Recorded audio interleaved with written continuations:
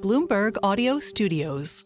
Podcasts, radio, news. He shows up from Kase Capital Management. I guess we should talk to Whitney Tilson about private equity, private this, that, investment, global macro, except he's changed the script. Whitney Tilson is decided to run for mayor. As John Tucker just mentioned, it is a crowded field as well. He will run as a Democrat in this New York City. Whitney, you've climbed the Matterhorn. It's not K2, the East Face, but you're Mr. Mountain Climber. I've looked from Zermatt over at the Matterhorn and going, you got to be kidding me. This mayor's race is going to be tougher than the Matterhorn, tougher than anything you've done. You've climbed. How are you going to find a distinctive voice on the worry of crime in New York City and, quite frankly, across this nation? Speaking more broadly just about a distinctive voice, not just on crime, but there is no business person in the field. In fact, you said it's a crowded field, and I don't know, I guess a half dozen people sounds crowded, but I'm the only person who's not a career politician in the field.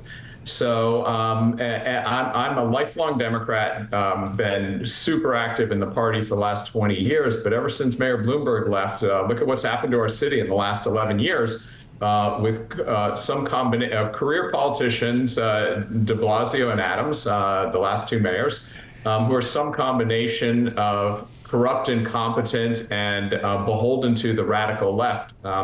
And so I'm concerned about my city. I share the view of the majority of New Yorkers that the city's heading in the wrong direction. I want to turn it around. I should mention that former Mayor Bloomberg, of course, is part of Bloomberg LP and drives a ship every morning for Bloomberg Surveillance and Bloomberg Radio worldwide. Whitney Tilson, Mr. Bloomberg had ample funds to prosecute a campaign. What is the initial support you've seen if you don't have the Bloomberg checking account? Right. Well, every candidate has to decide whether to take city matching money or self-fund. Mayor Bloomberg spent $73 million of his own money to win his first race for mayor and then served two more terms, of course. I, like every other candidate in the race, is going to take advantage of an extraordinary matching program. But we have to adhere to a $7.9 million total spend for the primary and the same for the general, whoever wins the primary. $7.9 million. And by the way, if we adhere to that, all candidates, if we take up to $250 from New York City residents, it's matched 8-1.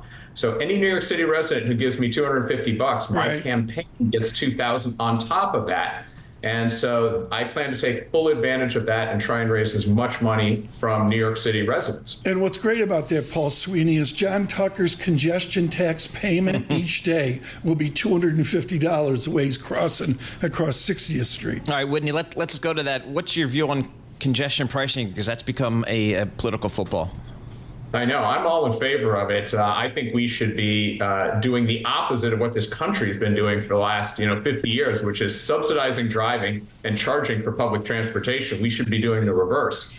I've traveled the world and I've been to Singapore, and there is not a single bit of traffic, any kind of traffic jam in Singapore. Why? Because they congestion price basically the whole city, and anytime there's rush hour traffic on a particular street, they just raise the price until the traffic is gone. I think people who oppose congestion pricing are thinking about the cost of it wrong. It's not the $9 or the $15 that's really costing people. It's sitting in traffic for an hour, burning expensive gas and wasting your time. And I want to get rid of all of that in New York City.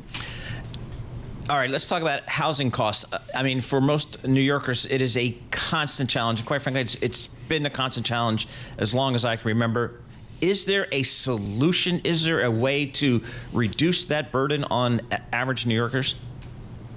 Yes, although there's no magic bullet that's going to immediately bring down housing costs. This is built up over a long period of time, and it's a classic example of what I, as a lifelong Democrat, am running against, which is I'm a sensible centrist. We need to build more housing. Vacancy rate in New York City is down to 1.4%. And the problem is nobody's been able to build new housing because of primarily bureaucratic regulations and so forth, but also these incredibly onerous zoning rules, the radical lefty NIMBY types, not in my backyard types, have taken a good idea, which is sensible zoning, and taken it to an extreme when you have sort of a one-party control of the city. Often extremists get their agenda, and over the years, all these zoning regs have built up. So to its credit, the city council last week finally passed a watered-down bill to slightly ease these zoning issues. I'm going to really push hard on that because we need a lot more housing, and that will bring the price down.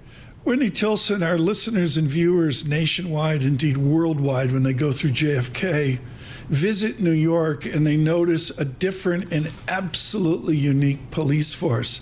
Jessica Tisch takes over as the new commissioner for Mayor Adams. What will the Tilson NYPD look like if you're elected as a Democratic mayor? Yeah, well, I can boil it down into six words, big picture. Let police do their frickin' jobs. That's the big picture. And 3 words that is the opposite, which is defund the police, which are the 3 dumbest words of all time. So again, that's what the radical left has been pushing and handcuffing our police. So let me give 3 bullet points. Number 1, crime, violent crime in particular, is not random. If you look at all the 100,000 plus city blocks in New York, 50% of violent crime occurs in only 3.5% of those blocks.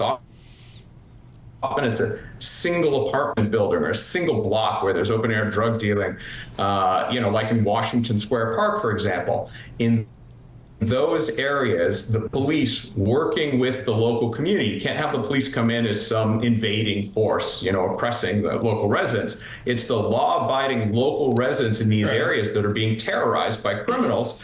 That so you flip the zone, you declare a state of emergency, and you put more police in, not less, working with the community. Okay. So that would be number 1. Number 2 is we've got to roll back part of the sanctuary city legislation that the radical left passed under de Blasio that don't allow our local officials, when they arrest an illegal immigrant committing crimes, they should be turned over to ICE and on the next flight back to their home country, and that's not happening. Okay, Whitney, we've got to leave it there. We're out of time, but we look forward to having you back on again, as we will many other candidates within this New York City mayoral race, including perhaps we'll try to get on again Eric Adams, our present mayor. Mr. Tilson running as a Democrat in a crowded field, to say the least.